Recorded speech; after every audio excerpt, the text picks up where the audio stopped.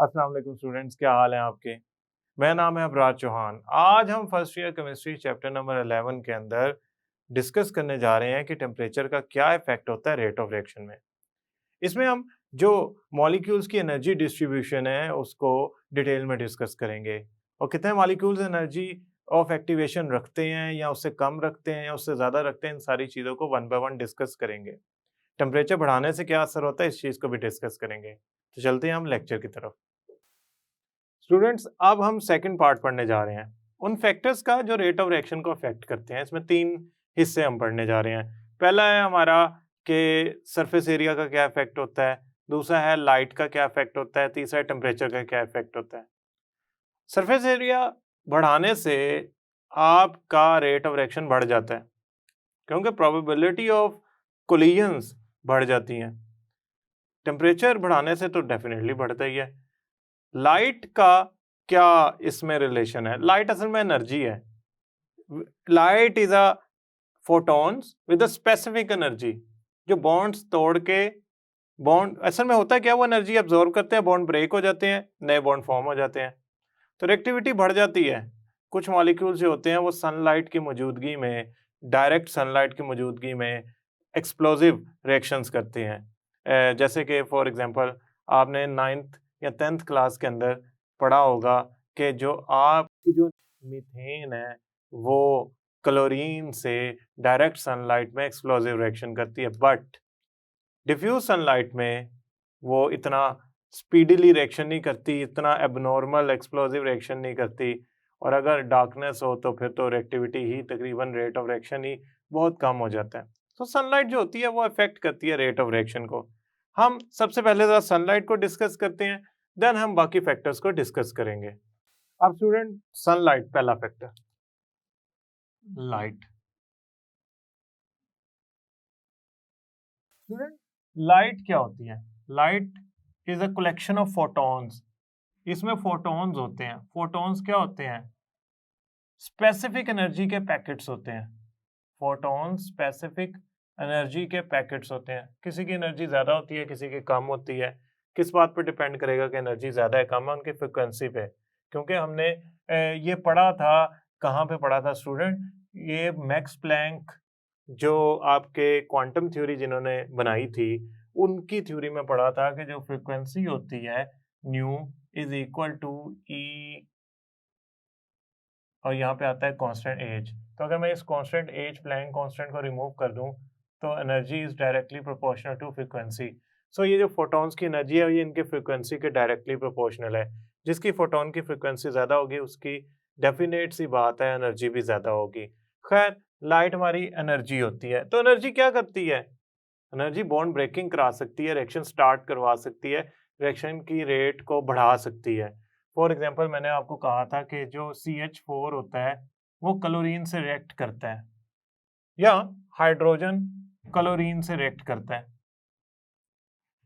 अगर तो डार्कनेस हो, रोशनी बिल्कुल ही ना हो या कम हो, इतनी कम हो कि ना होने के बराबर हो, अंधेरा आप कह लें जिसमें बिल्कुल ही रोशनी नहीं होती, अगर आप उसकी बात करें तो इनका रिएक्टिविटी जो होगी ना बहुत कम होगी। फॉर एग्जाम्पल, आप कैसा कहते हैं कि आप डिफ्यूज सनलाइट लेते हैं, रादर देन डायरेक्ट सनलाइट लेने के आप डिफ्यूज सनलाइट लेते हैं, तो ये रिएक्शन प्रोपेगेट करता है गुड रेट से। लेकिन जब डार्कनेस थी तब तो कुछ भी नहीं हो रहा था, तो रेट ऑफ रिएक्शन इंक्रीज कर जाता है। प्रोडक्ट्स जो बनती है, I am actually not concern with the product. मैं इस रिएक्शन की फर्स्ट प्रोडक्ट लिख देता हूँ, वो बनती है CH3Cl plus HCl। Now this reaction goes on for making further products. Same for this one, it makes HCl। आप ऐसा करें, इन दोनों रिएक्शंस को डायरेक्ट सनलाइट में रखते हैं, हाई इंटेंसिटी सनलाइट में, धूप में, एक्सप्लोसिव रिएक्शन होगा। क्यों? At a direct sunlight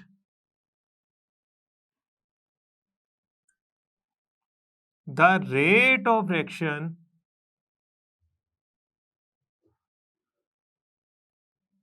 has increased। For example, पहले आपकी जो एनर्जी थी वो 100 बॉन्ड तोड़ रही थी, डायरेक्ट सनलाइट में वही एनर्जी 5000 बॉन्ड तोड़ रही है। तो रेट ऑफ रिएक्शन क्या करेगा, rate of reaction will increase many folds, तो रिएक्शन क्या हो जाएगा, एक्सप्लोसिव हो जाएगा। सो लाइट की इंटेंसिटी बढ़ाने से रेट ऑफ रिएक्शन बढ़ गया, यहां तक बात आ गई कि एक्सप्लोजन हो गया, एक्सप्लोसिव रिएक्शन हुआ। अगर आप लाइट की इंटेंसिटी चेंज करते जाएंगे, रेट ऑफ रिएक्शन चेंज होता जाएगा, कम होता जाएगा। Now the second part is actually surface area.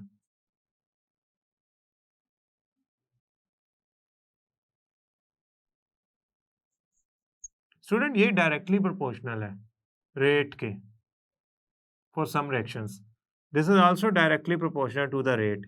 इसका मतलब क्या है, सरफेस एरिया बढ़ाओ रेट ऑफ रिएक्शन बढ़ जाएगा। सरफेस एरिया कैसे बढ़ाया जा सकता है, इसको जरा समझना पड़ेगा। ये है एक आपके पास पीस से एल्यूमिनियम का, एल्यूमिनियम का क्या है, ये पीस है। आपने इसको क्या किया, पाउडर में कन्वर्ट कर लिया, ये ले ये पाउडर बन गया। ये मैंने पाउडर के कुछ पार्टिकल्स बना दिए, ये पाउडर में तो बहुत ज्यादा होंगे ना, मैंने कुछ बना दिया। अगर आप देखें तो इसके साथ जब मॉलिक्यूल्स या कोई भी एक्सटर्नल मॉलिक्यूल आके रिएक्टिविटी शो करता है तो उसके लिए ये सरफेस एरिया अवेलेबल है। जब पाउडर में कन्वर्ट हुआ, जब पाउडर में कन्वर्ट हुआ यही एल्यूमिनियम, तो देखें सरफेस एरिया हर पाउडर के पार्टिकल का लेता है, तो कितना ज़्यादा सरफेस एरिया अवेलेबल है। अब जब ये पाउडर में कन्वर्ट हुआ तो इसकी जो probability of collision with other reacting species है वो बढ़ गई, जिससे रेट ऑफ रिएक्शन क्या करेगा, बढ़ जाएगा। तो मैं ये कहना चाह रहा हूं कि आपकी रिएक्टिविटी जो होती है वो बढ़ जाती है अगर आप किसी बड़े पीस को पाउडर में कन्वर्ट कर लें। क्यों? क्योंकि सरफेस एरिया बढ़ जाता है। सरफेस एरिया बढ़ने से पॉसिबिलिटी टू फॉर्म प्रोडक्ट यानी कि नंबर ऑफ कोलिजन्स जो है या प्रोबेबिलिटी टू फॉर कोलिजन्स जो है वो बढ़ जाती है। इसका मतलब क्या है, अगर मैं एल्यूमिनियम का रिएक्शन कराऊं सोडियम हाइड्रोक्साइड के साथ, एक्वस सोडियम हाइड्रोक्साइड के साथ, तो मेरा जो प्रोडक्ट बनता है वो बनता है sodium hydrated sodium aluminate NaAl tetra hydroxide.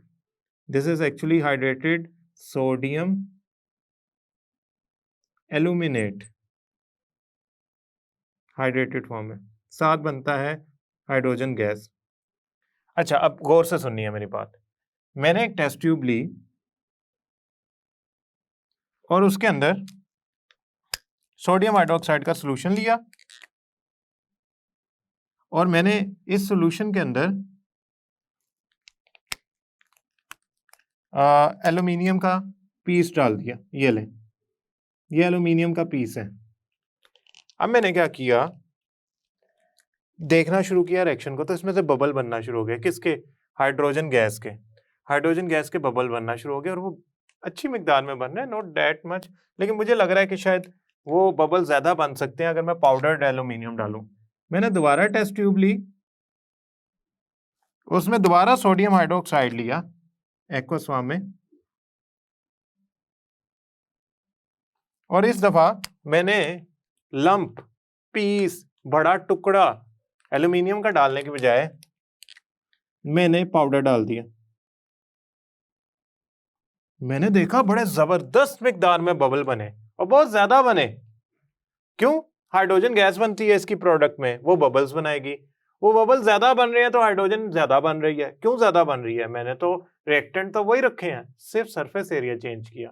Surface area change करने से रेट ऑफ रिएक्शन बढ़ गया, तो रेट ऑफ रिएक्शन बढ़ जाने से होगा यूं कि रिएक्टिविटी इंप्रूव कर जाएगी। तो आप हरगिज ये ना सोचिएगा कि अगर आप सरफेस एरिया नहीं बढ़ाते तो कोई फर्क नहीं पड़ेगा। सरफेस एरिया बढ़ाने से रेट ऑफ रिएक्शन स्टूडेंट बढ़ जाता है, रेट ऑफ रिएक्शन इंप्रूव हो जाता है। Same for the case of calcium carbonate. For example, आप कैल्शियम कार्बोनेट के बड़े सारे पीस को सल्फ्यूरिक एसिड से रिएक्ट कराएं तो आपको इतना तेज वो रिएक्शन नहीं लगेगा, लेकिन यही कैल्शियम कार्बोनेट अगर आप पाउडर फॉर्म में लेकर उस पर सल्फ्यूरिक एसिड गिराएं तो आपको वो रिएक्शन की स्पीड ही बहुत ज्यादा लगेगी। आप यहाँ देखें ना, यहाँ पे एल्यूमिनियम का एक पीस लिया, वो पीस फॉइल की सूरत में भी हो सकता है, ये फॉइल भी हो सकती है एक, ठीक है, शीट, बारीक पतली सी शीट, ये एल्यूमिनियम का एक पीस भी हो सकता है। हमारी बुक में इसका नाम इसका जो यूज किया गया है बड़ा टुकड़ा वो फॉयल की फॉर्म में यूज किया गया है। तो आप समझिए मैंने फॉयल को काट के बारीक सी शीट को काट के इसमें डाल दिया था। कुछ मेटल्स के पीसेस भी डाल के आप चेक कर सकते हैं। आप मेटल का पीस डालें, मेटल का पाउडर डालें, पाउडर वाला रिएक्शन बेहतरीन होगा स्पीड से। पीस वाला लंप वाला जो रिएक्शन है वो इतना अच्छा नहीं होगा। सेम फॉर द एल्यूमिनियम, इसका पीस डालें, फॉयल डालें, रिएक्शन स्लो होगा, पाउडर डालें, रिएक्शन बेहतरीन फास्ट होगा। Same for the calcium carbonate के टुकड़े यूज करेंगे तो शायद वो इतना अच्छा रिएक्शन ना दे जितना उसका पाउडर अच्छा रिएक्शन दे सकता है। पाउडर बनाने से क्या होता है, पाउडर से सरफेस एरिया बढ़ जाता है जिससे रिएक्टिविटी इंप्रूव कर जाती है। अब स्टूडेंट वो फैक्टर जिसकी हम बार बार बात करना चाह रहे थे वो है what is effect of temperature on rate of reaction. Temperature का effect on rate of reaction. Temperature का इफेक्ट रेट ऑफ रिएक्शन पे क्या होता है, डायरेक्टली प्रोपोर्शनल होता है। यानी कि आप रेट ऑफ रिएक्शन बढ़ाना चाहते हैं तो टेम्परेचर बढ़ाएं। इससे क्या फायदा होगा, जरा एक बात सुने। यहाँ पे हम एक प्रॉपर एनालिसिस करते हैं। देखिए रिएक्शन करवाने के लिए इफेक्टिव कोलिजन होनी चाहिए। रिएक्शन के लिए क्या रिक्वायर्ड है, इफेक्टिव कोलिजन। स्टूडेंट्स क्या रिक्वायर्ड है, इफेक्टिव कोलिजन। इफेक्टिव कोलिजन कब होती है, जब दो काम हो। कौन कौन से दो काम हो, एक्टिवेशन एनर्जी हो मॉलिक्यूल की, यानी कि सर्टेन वैल्यू से ज्यादा उनकी काइनेटिक एनर्जी हो, तब वो जाके रिएक्शन स्टार्ट करेंगे, इफेक्टिवली कोलाइड करेंगे और प्रॉपर ओरिएंटेशन हो।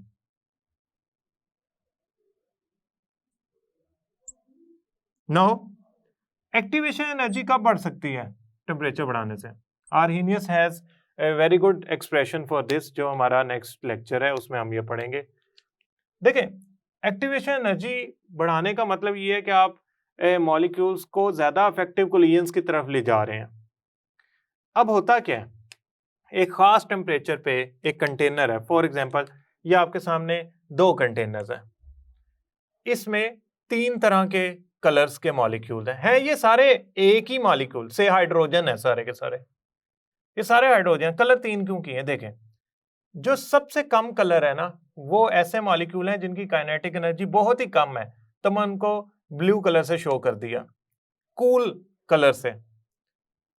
जो आपके ग्रीन कलर के मॉलिक्यूल्स हैं ये शो कर रहे हैं कि इनकी एनर्जी जो है ना वो एवरेज है, दरमियानी सी है, ना बहुत ज्यादा ना बहुत कम है, वो इनकी तादाद तो बहुत ही ज्यादा है। रेड वाले मॉलिक्यूल, रेड कलर किसका इंडिकेशन होता है, हाई टेम्परेचर का। वो देखें हाई टेम्परेचर वाले मॉलिक्यूल्स क्या है, नॉर्मल है, कम है as compare to average number of molecules.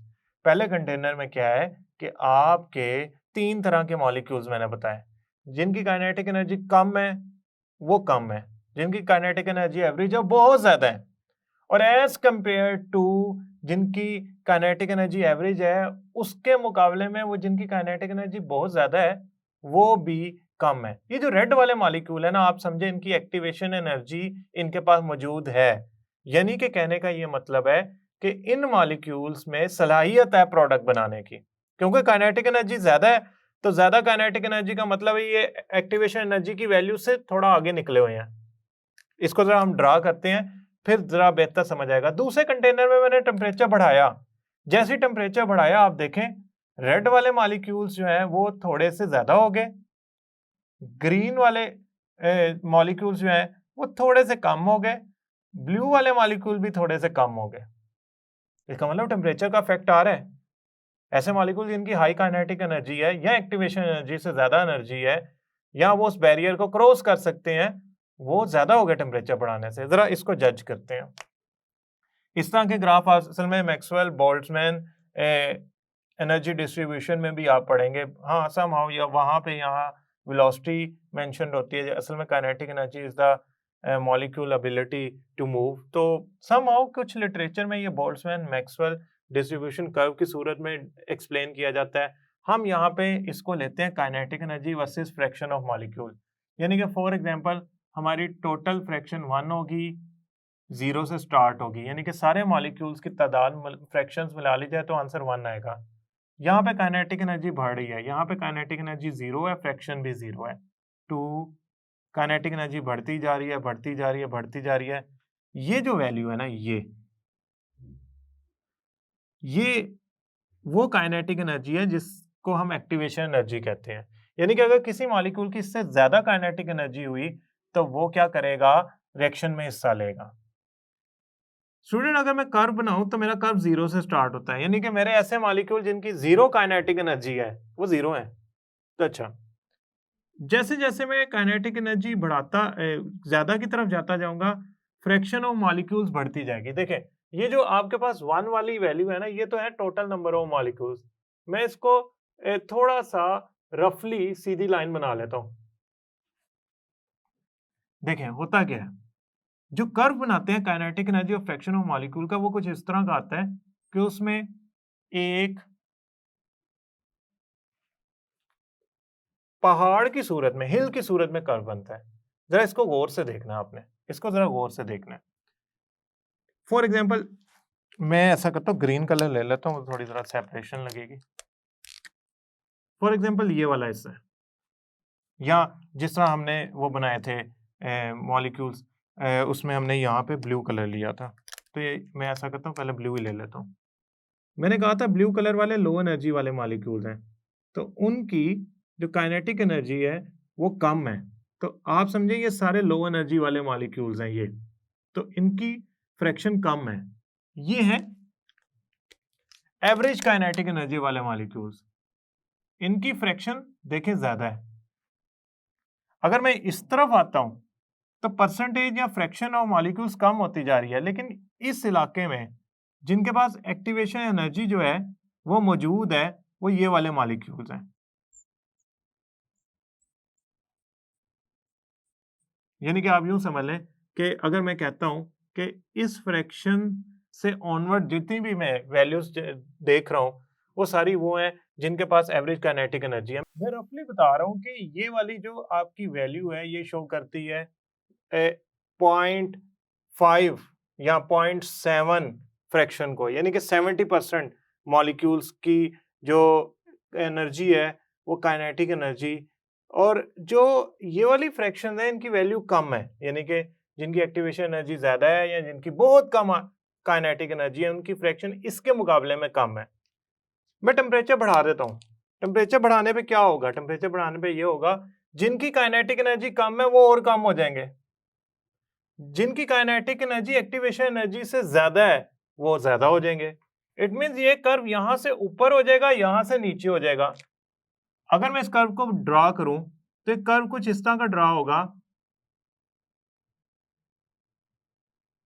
अब आप कहेंगे ये कर्व तो फ्लैट होना शुरू हो गया है, यानी कि इसमें वो मॉलिक्यूल जिनकी काइनेटिक एनर्जी कम है वो कम हो गए हैं, जिनकी काइनेटिक एनर्जी ज्यादा है वो ज्यादा हो गए हैं।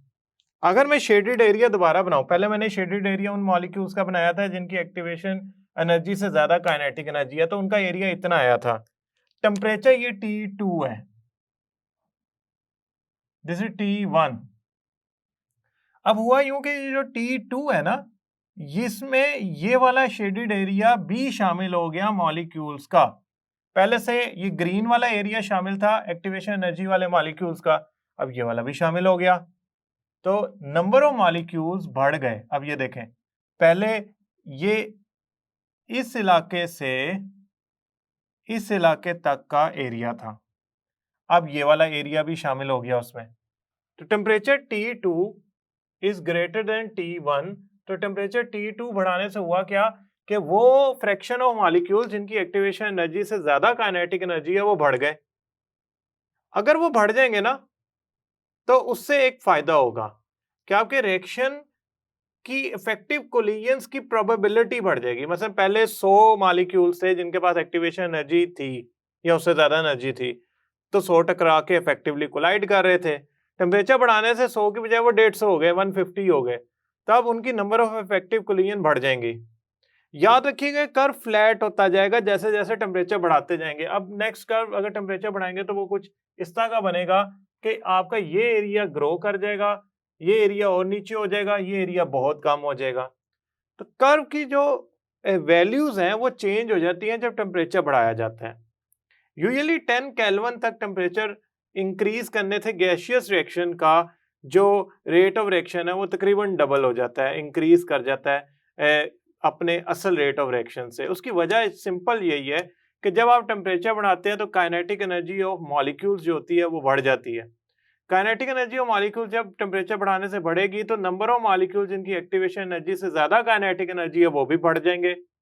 तो जितना टेम्परेचर बढ़ाते जाएंगे वो मॉलिक्यूल जिनकी काइनेटिक एनर्जी एक्टिवेशन एनर्जी से ज्यादा है वो बढ़ते जाएंगे।